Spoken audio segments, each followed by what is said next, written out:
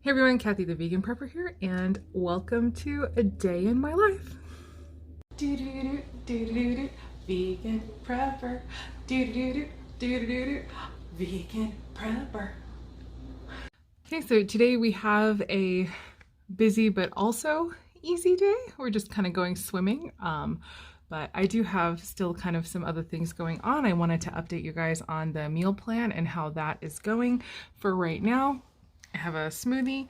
I'm putting laundry away. I'm not going to do all of it, just like 10 or 15 minutes because we are leaving pretty soon to go to my uncle's house to swim. But yeah, very excited. So let's go ahead and kind of get into the day. Okay, here is the pile of laundry that I am dealing with. It's probably about 4 loads. I'm wondering if it looks bigger than it is because we have a full-size bed. That's what we sleep in. But I know a lot of people sleep in much bigger beds than that, or they consider a full-size bed like a kid bed. But that's the size bed that Adam and I have slept in for our entire marriage. We've always had smaller rooms in our homes, apartments at first, and then now in our home, it's an older home and the rooms are smaller, and I can't even imagine what it would be like if we tried to fit a larger bed in here. But anyway, yeah, so I'm gonna go ahead and spend about 15 minutes tackling this because, like I said, I don't have enough time to get it all done, but I am going to get it done today, and so I'm going to have to just break it up into chunks, and that's going to happen. That's what's going to happen, and that's what's going to get it done.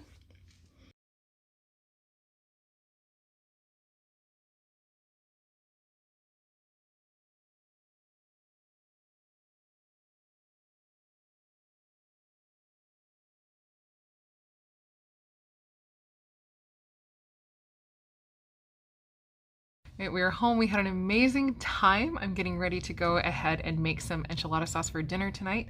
And I will, I guess, discuss a little bit about the meal planning and how that's working out in a second.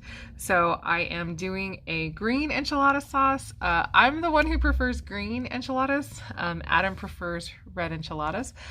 But this recipe just sounded so easy and so fast and so good, and I have all of the ingredients, and so I'm going to go ahead and go green tonight, and then the next time we make enchiladas, I will make red enchiladas for him. But he doesn't dislike green, he just prefers red, whereas actually I kind of dislike red. So I don't know, but maybe I wouldn't dislike it if I could make a red enchilada sauce that I like. So I'm definitely looking forward to that challenge. I don't feel like it tonight though. I'm gonna just stick with green, and this recipe looks very easy. Like I said, very good. I'm linking it down below. It's the green enchilada sauce recipe from gimmesomeoven.com.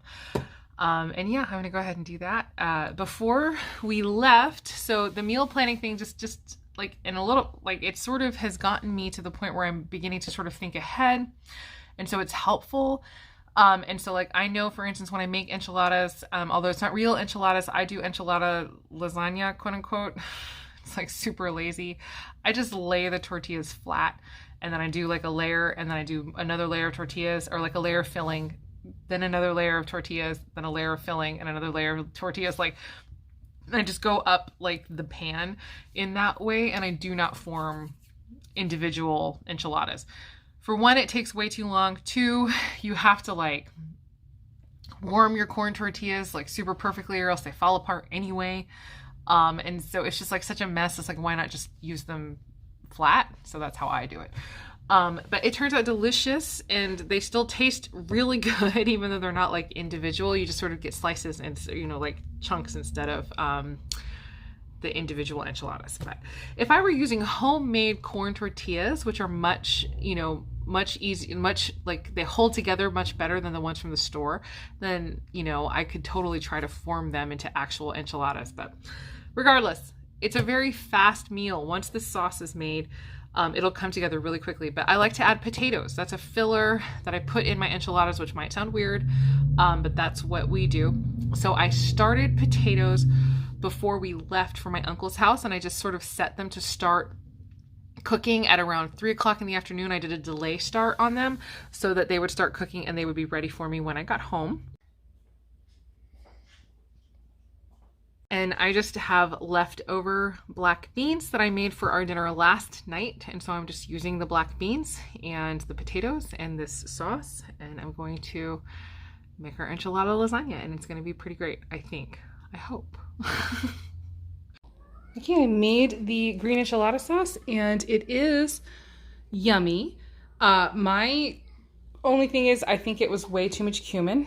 I feel like all I can taste is the cumin. And I feel like green enchilada sauce is supposed to be like really mild. Kind of mild in flavor, like mainly the green chili is the star. So I would definitely reduce the amount of cumin for anybody who's going to try this recipe. But overall, it turned out wonderfully. And yeah, I'm getting ready to make the enchiladas, and I don't think we're going to be super disappointed. Just like I said, it's just not quite exactly what I was wanting. Okay, we will see how well I can film this one-handed. So basically I have about a potato and a half, just in kind of a small pan. Maybe, I don't even know how many beans that was. I just sort of filled in the gaps. And now I'm putting in my sauce. So another little bit of sauce over these contents. Oh yeah, and a little bit of dehydrated corn. And I've got my tortillas here. So this is just kind of a small pan. And I just sort of laying them down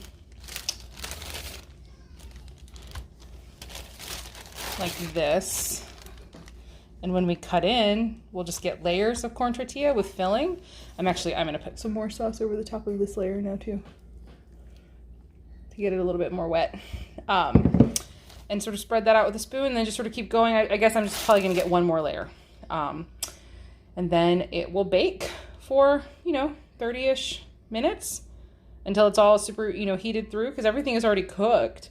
It doesn't really need to cook, it just needs to heat through. And sort of meld all of the flavors and everything. And then we will have our enchilada lasagna. Okay, here's the top now, and I'm going to pour the rest of the sauce over. But I wanted to point out, in the second layer, I actually did make one tortilla, like I put it in quarters, and I put the round edges on the round side to like sort of make sure that we get a little bit of tortilla in every bite. And then here we just had a little extra. So as the pans, typically these types of little glass baking dishes, as they travel towards the top, they actually get larger in area. So like each layer, you require more tortilla to cover the entire thing. So the bottom layer was just 3 tortillas, and then the central layer was 3 tortillas with like these little corners. And now the top is 3 with the corners, and then like another little half right here. So anyway, you just sort of make it work how you whatever you have to do to make it work with the lasagna type thing. And then because the potatoes are still warm, ideally they would have been made the day before. They would have already been in the fridge and gotten kind of harder. And it's a lot easier to make this work with potatoes that are more like that.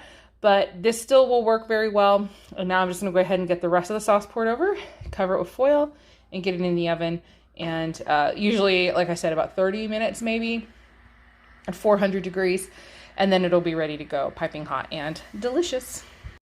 So I obviously should have used a larger pan. This got way too full. I sort of funneled the sauce off into the corners, into the sides, as much as I could to try to make sure that if there's any runoff, or there wouldn't be runoff, that it would go down into the enchiladas rather than bubbling up. But just as a precaution, I'm putting the pan onto a cookie sheet so that I don't make a horrible mess in my oven if it should, boil over.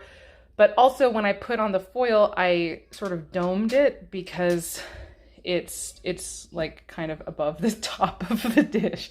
So anyway, obviously I should have used a larger pan, but hey, these are the fixes that I know, because this is not the first, as they say, this is not my first rodeo. This is not the first time that I have put way too much food in a baking dish. And when I do, this is how I solve the problem. Cookie sheet and sort of dome the foil, and then yeah, all will be well. Even if there is a spill, it will be fine. So I'm always multitasking, and I set the timer for about 30 minutes, and 30 minutes is about the perfect amount of time to get about 4 sparkling waters cold in the freezer. So I'm going to go ahead and get these into the freezer, and then when the timer goes off for me to pull enchiladas out of the oven, we will also have some cold sparkling waters because, well, I did put 4 in the fridge already today, but I just want to have a few more. Who knows, somebody might want 2. I don't know. But anyway, we're putting some extra into the fridge, and it's just like kind of one of those, I don't know, it's like a silly random little thing, but you know, you like to have a cold beverage with dinner, and if it's going to take 30 minutes to cook, then get some sparkling water into the freezer, okay? Or soda, I guess, if you still drink soda. All right, so tonight on the menu plan was enchiladas and salads. And so I build salads separate on the separate plates rather than doing it in a big bowl we dip out of, because then, you know, somebody ends up with all the toppings, somebody ends up with nothing but lettuce, you know, so I do it like this to keep it even, and so that everybody gets a really good mix of all of the different things. And of course, I don't know if you guys can hear it, but Sage is yelling. She needs somebody to help her in the bathroom. I'll be right back. Okay, and one of the things I really love to do with the salads is to use salsa as a topping, because then you get this amazing flavor, of course, of salsa, but then that ends up being kind of like the salad dressing. You don't need to get a separate, oh, for the love of Pete, you don't need to get a separate salad dressing. Because it's already there. And then obviously everyone also gets pumpkin seeds for healthy fats and zinc and all the amazing things that are good for pumpkin seeds. And now I guess I'll go fish some enchiladas out of the oven. Okay, the pan underneath was a good call. I actually ended up putting it in for another 20 minutes or so, but this is kind of what we ended up with. And it looks and smells delicious. And we are ready to sit and eat. We're really hungry. It's kind of late. Hey everyone, it's the next day. Good morning. So I'm back to update you about the meal plan and how that is going, but also to talk briefly about dinner last night. So it was good, but it was way too much cumin, to the point that it was like you could taste the volatile oils coating your mouth. So whether or not that's an issue with the recipe itself or with the fact that I was using whole cumin seed instead of pre-ground cumin, I don't know, because the recipe was blended, so I just measured whole cumin seed instead of ground cumin, which honestly, in some ways, almost should be less flavor because the whole seeds take up less space, or they take up more space, and so there's more air space in the spoon, if that makes sense, when you're putting it into the recipe, whereas with a ground cumin, it would have been packed into the spoon. But because it's whole, it retains its freshness freshness for longer, and so it is more intensely flavored for a much longer period of time. And so this is something that I have run into in the past with the fact that I freshly grind most of my spices, or any of the spices where it's like there's a reasonable whole form to grind. I purchase my spices whole and then I grind them as needed, or in the case of recipes like this one, which are just blended, I don't even bother grinding the spices. I just put the whole spice in, and then typically it works out because, like I said, even though there's more airspace, the whole spices are more, they're more flavored than the pre-ground spices. So it's entirely possible that this lady, when she made the recipe, that she was using like old cumin. And it's also entirely possible that she really likes the flavor of cumin. This is not a huge popular flavor in our house. Oddly enough, you might think that cumin would be a very popular flavor because we like Indian food so much, but honestly, cumin's not like the dominant flavor of Indian food. Actually, there's many recipes where I leave it out entirely in favor of mustard seed. And at this point, off of the top of my head, I can't remember which is which. So obviously India is a very large country, and I don't presume to know all of the cuisine of India. That would be super, like, I don't know if even people from India know all of the cuisine of India. But there's northern Indian cuisine, although of course they would be better suited than I would to know the differences. But anyway, there's northern Indian cuisine and southern Indian cuisine as two extremely broad, overly simplified categories that we could put onto cuisine. And dishes from the north or the south, and I can't remember which is which, one will tend to use more cumin, one will tend to use more mustard seed. And I think it probably just has to do with what grows better, probably, right, in the region. And so that is a tendency in Indian cuisine. So I can't remember which one it is, but Adam especially really does not like the flavor of cumin. So if you can specifically find out which is which, and I'll put it on the screen, I'll go find it.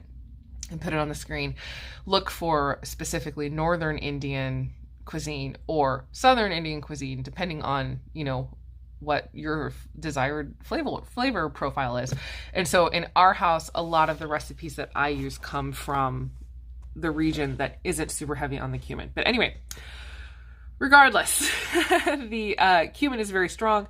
There are certain spices that have a super high volatile oil content, things like cumin, clove, but I even notice it with things like coriander, where the taste can become so sharp and so unpleasant that it can almost ruin the dish. And so you have to be very careful with those spices. For me, it wasn't too much cumin to ruin the enchiladas, but Adam was definitely not a fan of the flavor last night.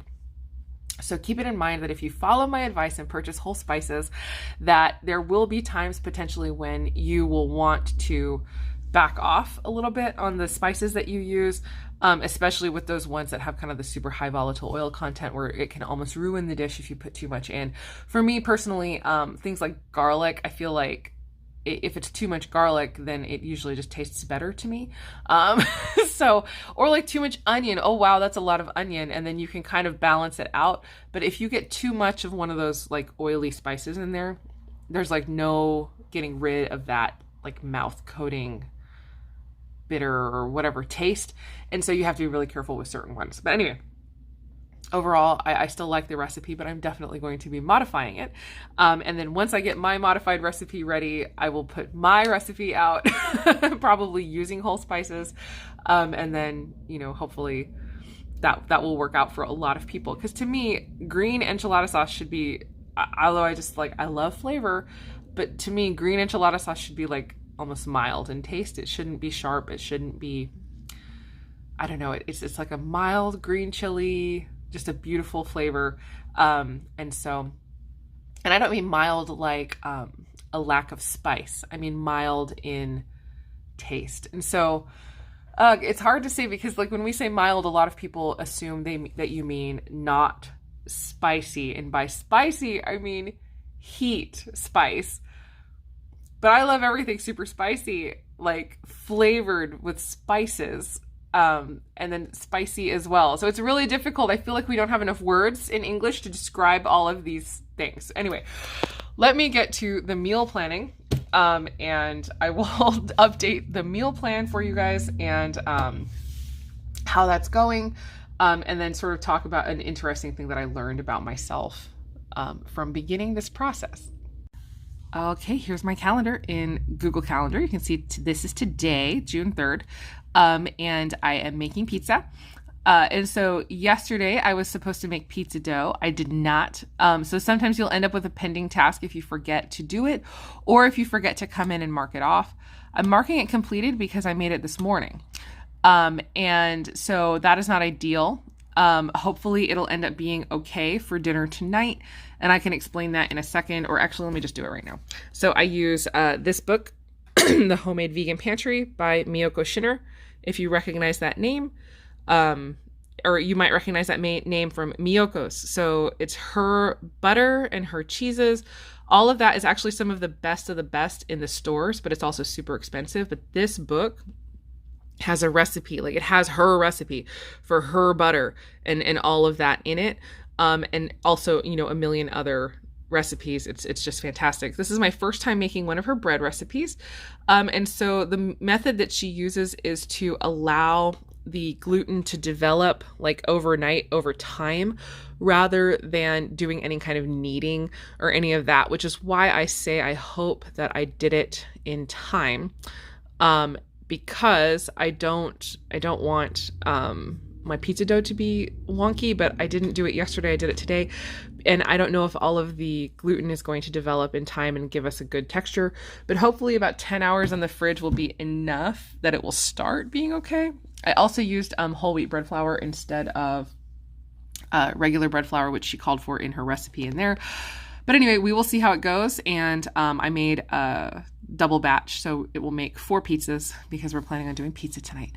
And sort of celebrating and sending my son off. He's about to travel on an internship, and I kind of can't believe this. I cannot believe it. Okay, I need to stop. I'm distracting myself. But anyway, I fell asleep last night and I didn't get the pizza dough made. So this is one of the things that I have learned about myself. I kind of already knew it, but I should not tell myself I will do something after dinner, no matter how fast and easy it is. It took maybe 4 minutes to put together the dough and get it into the fridge.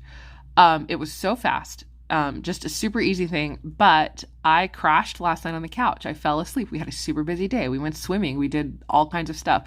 And so I ended up falling asleep last night, and then I did not make the pizza dough. So that's one of the things that I have learned about myself, is that I need to get these tasks done earlier in the day, because I might fall asleep, like mom gets tired. Okay. And especially if we're staying up late, like having fun, with Elliot, our middle son. He's 15 years old, and sometimes we're up late watching shows with him and, hanging out.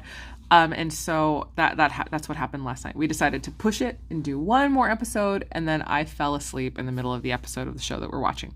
So, another thing that I learned about myself, and I kind of already knew, but it was interesting to watch it play out in real time, is this whole first week of the meal plan was actually the worst one I've ever had for dinner making. I think that night, that week, we had like sandwiches for dinner twice. And basically this entire thing didn't happen, but I marked everything complete so that I wouldn't have like pending tasks. And I can't remember if I've mentioned it so far in this take or not, because this is about take 57, because I'm having a really hard time this morning for some reason getting this done. But I didn't want to delete the actual tasks themselves, because my plan is now to be able to take this entire week and put it like later in the meal plan. Like I'm probably going to take that entire first week and put it here, since it didn't even happen. And then that way, I can save myself a little bit of effort and a little bit of work. And I'm not going to delete these, because leaving them there keeps me organized as far as my tasks later. But it's kind of neat, because if I need to, like if it becomes too cluttered, I can simply remove them so that they're not visible by unchecking that specific box. And so that's one of the things I'm really loving about the digital system, is the ability to unclutter it. And then obviously, for instance, I don't have calendars showing, or like my son's calendar, so that, obviously I'm not going to show our schedule to strangers on the internet. So this is not, as much as I love you guys and I kind of consider you my community and my family, you're still strangers, right? You don't need to know where we're going to be and when. So that's like OPSEC 101. That's like, I just got, an activity that I take my daughter to each week. And I got like a sticker for the place where I take her. And I was like, isn't that sweet of y'all to give me a sticker for my car? And I'd love to support you, but I'm not going to put a sticker on my car telling people, that I take, as we're driving around or in my neighborhood, or, telling people that at some point in the week I drive my daughter to this place, or, you know what I mean? Like, I don't know. There's just like, so I have a couple of stickers on my car, but nothing, like I have a vegan sticker and I have a video game sticker, so people know that I like a certain video game, but like, I don't have anything like our church or like the activities I take my kids to or anything like that. So anyway, that was a random tidbit. It's like, I don't like advertise where we're going to be and when for, anything. Anyway, so back to this. So yeah, you're able to kind of take calendars off as necessary. And then even when I feel like only looking at what I have for my family, I can remove the meal plan entirely and look only at the schedule. So this, I'm just like, I'm loving it. And I love the fact that I can see my entire family's calendar, and we can keep things coordinated. So I'm pretty sure that this coming year, I'm going to go digital for the first time in my whole life, but it's beginning to really make sense to me, because of the fact that we just have too many people now with too many schedules, and there are conflicts, especially if I am the one who's expected to drive people places and, do things, or if I need to do something, we need to be on the same page. Okay, back to the meal plan. But it was funny because this entire first week was the worst one ever. I did not do hardly any of the dinners on this week. And I realized that it's sort of like a special thing in my brain, I think, that as soon as I switch you around, As soon as I make a list or I put something off, now in my brain, as weird as it may sound, this thing is done. Or if it's not done, it's like, this is taken care of. I no longer have to think about this thing, if that makes sense. And so that is, I don't know if that's like a hallmark of ADHD or if it's something other people struggle with, even if you don't have, if you don't have ADHD or whatever, and you might struggle with that as well. But it's like, yeah, the second I write it down, it is now taken care of. It's off my mind. It's not in the giant mass of balls that I'm currently trying to juggle to keep things straight. It's taken care of. I don't have to think about that. And so I realized, I think it was like Thursday or Friday of that week, I realized that's what's happening. I am no longer having to, like, dinner is no longer in one of the balls that I'm juggling all day long in my head thinking, okay, what am I doing for dinner? What am I doing for dinner? What am I doing for dinner? I've written it down. And so I was getting to like 5:30 or 6, like without anything prepared and wondering, what on earth? I just made a meal plan. Why am I suddenly like a doofus at this? And just realizing that that is what was happening because I didn't yet have the habit built in to me to actually check it. And I think this is going to be a learning curve and I'm going to stick with it. We're doing this for like at least a month. I'm going to try really hard to learn and build new habits because that's what it is. It's like, I'm not just changing writing something down. You would think that just writing something down is all that's changing, but it's not. It's changing it's 18 years now. 18 years. Actually, Adam and I, our wedding anniversary is coming up in the next couple of weeks. And it's 18 years. We've been married 18 years. And so that's how long I have been running my own household as a married woman.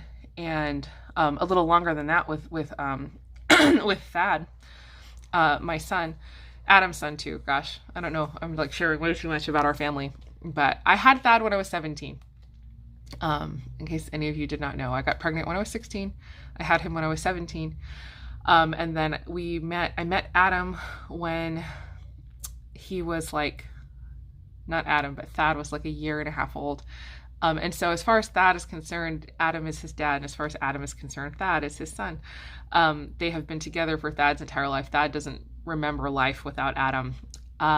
And so anyway, it's a beautiful thing. There's no like step in our house. There's no half siblings or step parents. It's just parents and brothers and sisters. So anyway, that's a little window into our family dynamic. But if I look too young to have a 21-year-old son, it's because I am a bit young to have a 21-year-old son. So I had him when I was 17.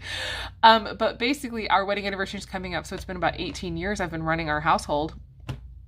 And so basically for 18 years, I have not done meal planning and I've done the shuffle in my head thing. And so obviously there's a learning curve. And obviously as I am learning a new set of habits, there's going to be difficulty in folding that into my life because I've done everything completely differently for a really long time. And so I have to give myself grace and not think that I'm an idiot for not being able to do this. And I'm talking to myself, but I'm also kind of laying it out for other people too, because I know that we can be so mean to ourselves when we try to do a new thing and then it doesn't work immediately. And then we wonder, why can't we do it? It's so simple. And it may be simple, but so much of it is about building habits and background habits. And so I need to build a background habit. And one of the habits that I am building right now, that I'm working on, that I'm actually doing right this second, even though you can't tell, is to be just checking it in the morning. Just make a habit of coming in, looking at my calendar every morning. And it used to be my planner, and now it's going to be the digital calendar. And just looking at it in the mornings, kind of getting myself together, and then figuring out what I need to do. So it says today, and let me pull this up right here, where I am supposed to make lentils, because we're doing like linguine and lentil balls tomorrow. I'm going to go ahead and go get lentils into the Instant Pot like this morning. I'm just going to go ahead and get it taken care of because, like I said, I've learned I can't wait until like dinner to do these things because I might fall asleep, especially if we're staying up too late. So anyway, one of the kind of neat things about this too, oh shoot, I did end up deleting a task over here, even though I said I wasn't going to do it. So now that I'm working on getting into my my black bean or my dry beans. So I made black beans here to put into black bean green chili soup, which I did, and it was delicious. Then I had another task here that said make pinto beans for enchiladas because I was going to make enchiladas out of pinto beans. But I had plenty of black beans left over, so I didn't need to make pinto beans. I just used the black beans from this day for the enchiladas for this day. And so that was great to find out that I made enough for both of those meals, even though it wasn't my intention. And so, yeah, it's super, I don't know, flexible and workable. So anyway, as I'm moving forward and as I actually become an expert and I actually am able to like actually do these things, yeah, I think I'll be able to share more. But anyway, hopefully, like stumbling through it in front of people is still helpful and gives you guys ideas for how you can change things in your own life. And I think that that's kind of the point of this whole thing and why I'm sharing and why I'm like letting you see that it's not perfect, is so that you know that if you try to do something and then it's not perfect, that like that's the way that it goes. And of course that's the way it goes. And of course, you know, it takes time to learn a new habit and do a new thing. So anyway, you got to build habits. Every time we change one habit, it's funny, like there's actually, you know, probably 20 or 30 little background things that also end up getting affected. And you don't know what those are. You don't know what gets it when you pull one thread. You don't know what's going to happen. So anyway, yeah, that's it.